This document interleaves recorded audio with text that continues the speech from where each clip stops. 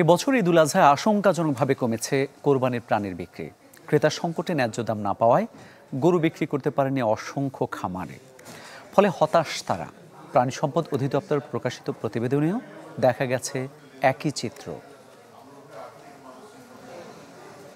ঈদের আগে ন্যায্য দাম মেলেনি। অবিকৃত গরুগুলো বিক্রির উদ্দেশ্যে তাই স্থানীয় হাটে এসেছেন রংপুরের খামারি সাজু মিয়া। যদিও এখানে এসে হতাশ তিনি, বলছেন দাম যা বলা হচ্ছে তাতে উঠবে না গরুর লালন পালন খরচও। খরচার দাম বেশি, তারপরে এদের সামনে তুলি আনছি পনে নেই, আবার আজকে ধরিয়ে আসলেন। শুধু সাজু মিয়া নন, ঈদুল আজহায় গরু বিক্রি করতে না পারায় বিপাকে পড়েছেন দেশের হাজারো খামারি।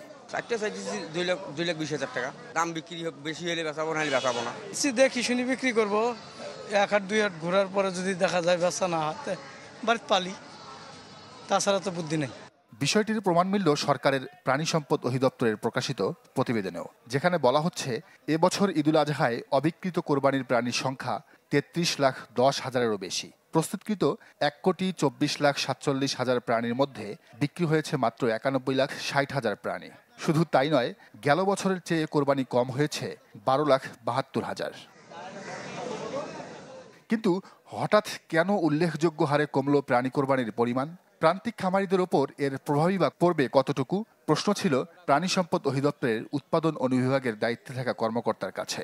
কোরবানি যেগুলো বিক্রি হয় নাই সেগুলো যথা নিয়মে কষাইখানায় মাংস প্রক্রিয়াজাতকরণে ব্যবহৃত হবে, এটা আমরা আশা করছি।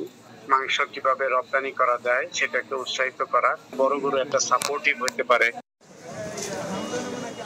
এবছর সবচেয়ে কম বিক্রি হয়েছে বড় আকারের গরু।